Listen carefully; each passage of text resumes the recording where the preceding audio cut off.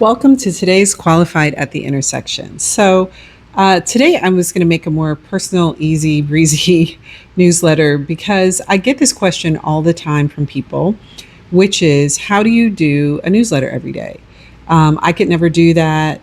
Or people will say to me, I'm so glad you say what you say, but I could never say that. I'm so glad you're speaking out, but I couldn't speak out.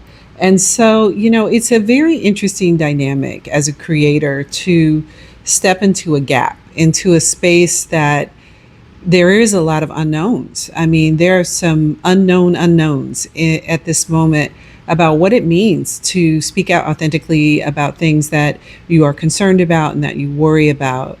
And it's striking to me how quickly it's gotten to the point where people say in a kind of a hush whisper, oh, but I can't say that, or I can't do that, or, that kind of thing. And it strikes me that when we get to that point as a society, we're in real danger. We're in super danger when everyday people are fearful of the consequences of speaking out, of saying what they feel. Then you don't have freedom of speech, really. And so I was talking to Arlene and Lewis Bird the other day. I did a live with them about their new project called Hire, which is a networking platform for entrepreneurs. And really, that came out of their frustration with LinkedIn and feeling that posts and other information are suppressed. And, I did a live a while ago with Marlon Weems, who's another Substack live creator, and we're all Black folks, African American. And one of the things we noted is that it is simply harder for Black folks to get that kind of financial support. Arlene and Lewis were talking about the fact that they charge $100 for the founding members for Hire. And people are like, why? What is that for? But they don't question the money they pay for LinkedIn ads, which from my perspective have yielded nothing, or the money they pay for the premium pack for something like LinkedIn, or the additional things that people pay. But when it comes to Black creators, people are less likely to want to support them. I mean, they will support them saying, I support you, or extract the knowledge, but they don't put the kind of dollars, or not even just the dollars, the subscribing that they do to white content creators. And, even being a bad actor is something that can help you.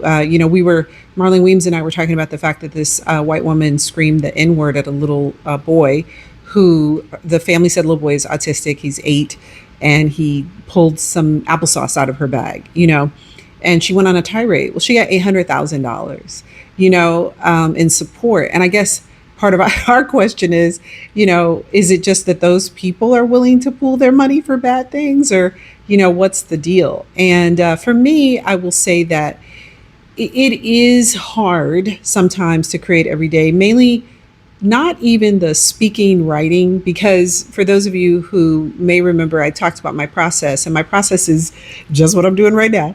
I talk a stream of consciousness into the recording on the phone, like the topic that I'm interested in. And then I run it through editing. I do. And then I go back and I edit it. And that's how I get my newsletter out. I have to talk it out first. But that's how I write, period. It's how I wrote my book, actually, to some large degree, was talking, audio, editing, that kind of thing. And that's just how my mind works. And once you figure out how your mind works and you lean into it, it does make things, a lot easier. But the hardest thing is not that part. It's subjecting yourself to the content.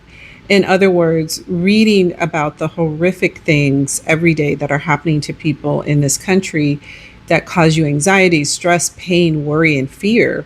I mean, it's that exposure. So it's like a hazard kind of thing. It's like a hazard job. I remember when I was working in news, working in news is like that. You go out to crime scenes, you see dead bodies in the street, you see all kinds of terrible things. Like you really are a participant in that. And when I was writing my book, when I was doing the interviews, many of them Black women in the workplace, I remember thinking, like, psychically, it was a lot to hold, the pain and upset of the women. And so I think the hardest thing is the psychic emotional toll and the frustration, I guess, of feeling like there is a fire and there's only a few people trying to put the fire out.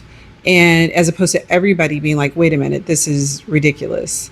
So, there's definitely some fatigue and stress and anxiety that goes with exposing yourself to the material. But the thing of it is, I can't not.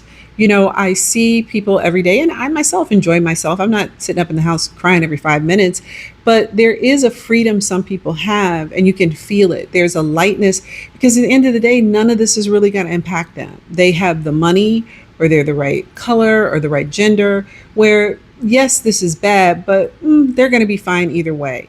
Well, I'm not. I'm not going to be fine either way. These are real important things.